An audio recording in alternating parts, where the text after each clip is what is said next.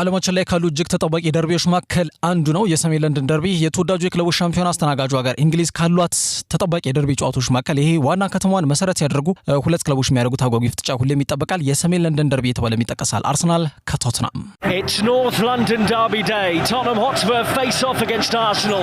One of the biggest rivalries in European football, between two clubs separated by just 3.5 miles in the capital. This type of game give you excitement. The atmosphere around this type of game would be fantastic. It's a rivalry that divides friends and families throughout the season, but one that is especially felt on North London Derby Day itself. ተወዳጁ ተናፋቂው እንዲሁም ደግሞ ፈታኙ የዓለማችን ትልቁ ሊግ የሆነው የእንግሊዝ ፕሪሚየር ሊግ ዋና ከተማዋ ለንደን ቀይ ናት ወይስ ደግሞ ሰማያዊ ናት የሚለው የሚያከራክር ጉዳይ ቢሆንም ሰሜን ለንደን ግን ቀይ እንደሆነች ከሜዳም ከሜዳ ውጭም ያሉት ጉዳዮች ምስክር ናቸው። የዘንድሮ የሰሜን ለንደን ደርቢ አርሰናል ከሊጉ አናት ላይ ተቀምጦ ጥሩ የሚባል አቋም ላይ ሆነው እንዲሁም ደግሞ ቶትናም በበኩላቸው ወጣ ገባ እንቅስቃሴን ቢያሳዩም ግን ከሜዳቸው ውጪ ጠንካራ ቡድንና ጥሩ ውጤት የሚያስመዘግብ ቡድን ሆኖ የሚገናኙ ይሆናል። የሰሜን ለንደን ደርቢ በጣም አጓጊ እንዲሁም ደግሞ ደጋፊዎቻቸው መሀል መልካም የሚባል ግንኙነት የሌለው ጨዋታ የሚበረከትበት የተቀናቃኝነት መንፈስ በትልቁ የሚታይበት አልሸነፍ ባይነት የሚነግስበት የዓለማችን ላይ ከሚገኙ ትልቅ ደርቢዎች መካከል አንዱና ዋነኛው ነው። ሁለቱ ቡድኖች እንደ አውሮፓውያን አቆጣጠር በ1887 ለመጀመሪያ ጊዜ እንደተገናኙ ይነገራል። እስከ 1913 ግን የፉክክር መንፈስ አልነበረውም። አርሰናል ሃይብሪን በመልቀቅ ከደቡብ ወደ ሰሜን ለንደን ካቀኑ በኋላ ግን የሁለቱ ክለቦች የተቀናቃኝነትና የፉክክር መንፈስ እየተጸነሰ መምጣቱን ታሪክ ያመላክታል። አልደረስንባችሁም እንጂ እናንተ ናችሁ የመጣችሁብን የቶትናሞች መከራከሪያ ርዕሰ ጉዳይ ነው። አርሰናል ወደ ሰሜን ለንደን ካቀና በኋላ ቶትናም ላይ የተቀናጃቸው በርካታ ድሎች አሉ። በ1971 ወደ ቶትናም ሜዳ አቅንተው በዋይት ሃርት ላይን ቶትናምን አሸንፈው ዋንጫውን እዚህ ሜዳ ላይ ያነሱበት አጋጣሚ በታሪክ ማህደር አይረሴ ከነበሩ ክስተቶች መካከል ይጠቀሳል። በ2004 አርሰናል በሰሜን ለንደን ደርቢ በታሪካዊ ግንኙነታቸው ማህደር ውስጥ በርካታ ጎሎች የተመዘገቡበትና 5-4 በሆነ ውጤት ያሸነፉበትም ጨዋታ የዚህ የታሪክ ማዕከል ተጠቃሽ ውጤት ነው። በአጠቃላይ አርሰናል በ2004 የነበራቸው የኢንቪንሲብል ሲዝን ወይም ምንም ጨዋታ ሳይሸነፉ አይበገር የሆነው ባጠናቀቁበት የውድድር ዘመን ላይ በአጠቃላይ ቶትናሞች በጋድ የበላይነት በሜዳም ከሜዳ ውጭም ከተማቸውን ለመድፈኞቹ ያስረከቡ ያክል እንዲሰማቸው ምክንያት የሆኑ አጋጣሚዎች ስለመሆናቸው መናገር እንችላለን። ቶትናሞች አርሰናሎችን በጣም ነው የሚጠሉት። አርሰናሎችም ቶትናሞችን ይንቋቸዋል፣ ይጠሏቸዋል። ይህ ሰሜን ለንደን ወጉ ነው፣ እውነታው ነው። ቶትናም ደጋፊዎች በከተሙበት አካባቢ የአርሰናልን ማሊያ ለብሶ ማንኛውም ሰው የፈለገውን ግልጋሎት እንኳን እንደ ዜጋ ለማግኘት እንደሚቸገር ይነገራል። ተመሳሳይ በሆነ መንገድ የአርሰናል ደጋፊዎችም ለቶትናም ደጋፊዎች ያላቸው ንቀት በተደጋጋሚ ከማሳየት ወደ ኋላ አይሉም። ለዛም ነው የሰሜን ለንደን ደርቢ እብሪተኝነትና አልሸነፍ ባይነት የሚስተጋባበት ትልቁ የደርቢ ጨዋታ ተርታ የሚሰለፈው። Seatbelt and hold on tight. The time has come for the North London Derby. It's Tottenham Hotspur against Arsenal. Luiz, he's under pressure. Oh, he's lost it. And Son has nipped in. Brilliant work from Heung-min Son.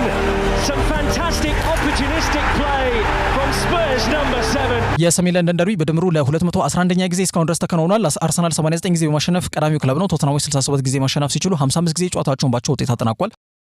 ሁለት ክለቦች በመካከላቸው ያለው 6.4 ኪሎ ሜትር ርቀት ብቻ ነው። በዚህ በሰሜን ለንደን ደርቢ ላይ ቶትናሞች የሚያሳኩት ድል ከ3 ነጥብ በላይ አድርገው ነው የሚቆጥሩት። ስለዚህ በነገውም ጨዋታ እንግዲህ ቀላል ተጋጣሚ እንደማይሆኑ አመላካች ጉዳይ ነው። ወቅታዊ የሁለቱን ክለቦች ሁኔታ ስንመለከት የሳን ሴባስቲያን ተወላጁ ስፔናዊ ታክቲሻን ሚኬል አርቴታ የሚመሩት መድፈኞቹ ለተከታይ 4ኛ ዓመት በእንግሊዝ ፕሪሚየር ሊግ ሁለተኛ ደረጃን ይዘው ለማጠናቀቅ ከፍተኛ ጥረትና ፉክክር እያደረጉ ይገኛሉ። አጀማመራቸው መልካም ነው። ባደረጉት እንግዲህ 11 ሳምንት የእንግሊዝ ፕሪሚየር ሊግ ጨዋታዎች 26 ነጥቦችን ሰብስበዋል። 5 ጎል ብቻ የተቆጠረበት ጠንካራ የተከላካይ መስመርን በመያዝ የሊጉ አናት ላይ ተቀምጧል። በመንገዳቸው ላይ ግን ቶትናሞች መንገዱን እጅግ አስቸጋሪ ለማድረግ አስፈላጊውን ዝግጅት ሁሉ አድርገው እየተጣበቁ ይገኛሉ። የቶማስ ፍራንኮ ቡድን ቶትናም የአውሮፓ ሻምፒዮንስ ሊግ ቦታን ይዞ ለማጠናቀቅ በሚደረገው ፉክክር ላይ ነጥብ መሰብሰብ ከወዲሁ ግድ ይላል። ስለዚህ ስፐርሶች ነገ የአርሰናል የዋንጫ ህልምና የዋንጫ ጉዞ ለማጨናገፍ እንዲሁም የራሳቸውን የሻምፒዮንስ ሊግ ቦታን ይዞ ለማጠናቀቅ ያላቸውን ህልም ለማለምለም ሲሉ እንግዲህ ይህንን መራግብር ላለመሸነፍ ወደ ሜዳ የሚገቡበት መራግብር መሆኑ ምንም አያጠያይቅም። የቡድን ዜናዎቻቸውን ስንመለከት በቶትናም በኩል በጉዳት እጅጉን እየታመሰ የሚገኝ ቡድን ነው። ሁለቱም ቡድኖች ማለት እንችላለን። ወደ አርሰናል ወደ ባለሜዳው ቡድን ወደ በኋላ ምንመጣ ይሆናል። ትልቁ በቶትናም ቤት ያለው የጉዳት ዜና ጄምስ ማዲሰን ያስተናገደው ከፍተኛ ጉዳት በዚህ ጨዋታ ላይ ወደ ሜዳ እንዲመለስ አይፈቅድለትም።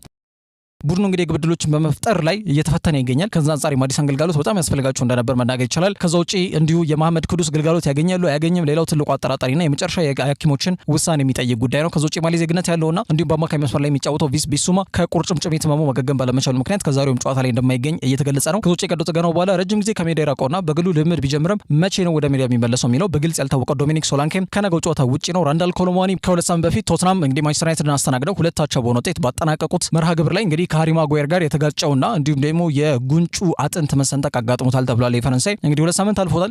ከዛ አንጻር ወደ ሜዳ የሚመለስበት እድል ይኖር ይችላል ተብሎ የተገለጸ ይገኛል። ራዱ ድራጉሺና ቤን ዴቪስም ከጉዳታቸው በማገገም ላይ ነው የሚገኙት። ስለዚህ ከነገው የሰሜን ለንደን ደርቢ ጨዋታን ከመመልከት የዘለለ ሚና አይኖራቸውም። ጄድ ስፔንስ በበኩሉ እዚህ ቦታ ላይ እንዲጫወትና በቡካዮ ሳካ ሊሰነዘር የሚችለውን የማጥቃት እንቅስቃሴ እንዲያቋርጥ አደራ ሊሰጠው የሚችል ተጫዋች ይሆናል ተብሎ ይገመታል። ስፐርስ አርሰናል ላይ ጫና ለማሳደር እንዲሁም የአውሮፓ ሻምፒዮንስ ሊግ ቦታን ይዞ ለማጠናቀቅ በሚያደርጉት ጥረት ላይ ትልቅ ነጥብን ይዞ ለመውጣት እንዲሁም የከተማ ተቀናቃኛቸውን አርሰናልን ዋንጫ ክብር እንዳያሳኩ መንገዳቸው ላይ ለመቆም ሲሉ በአንድ ንጋይ 2 ወይም 3 ቶፕ ለመምታት የሚያደርጉት ጨዋታ ይሆናል ተብሎ ይገመታል።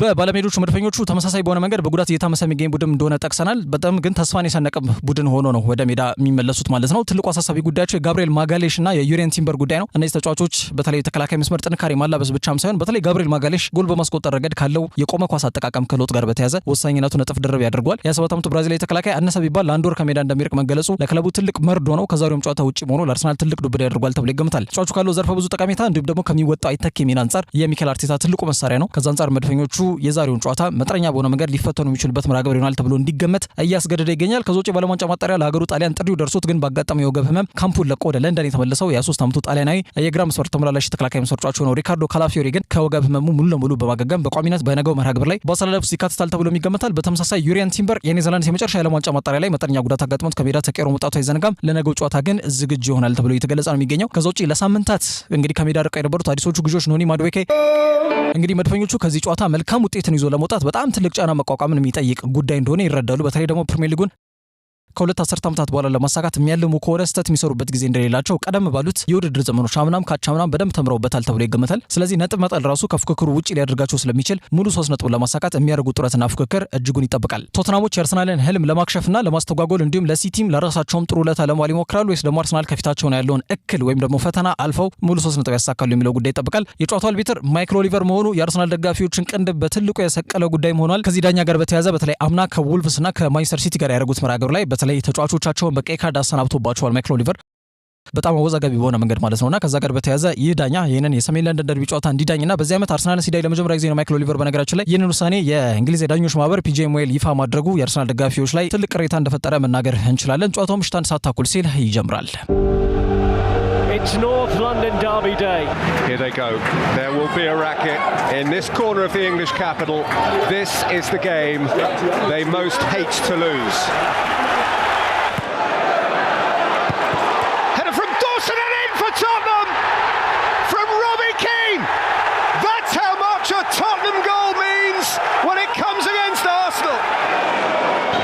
Fabregas dabbing it forward and there's the equaliser and it's Kolo Touré. Ghosting in almost unnoticed round the back.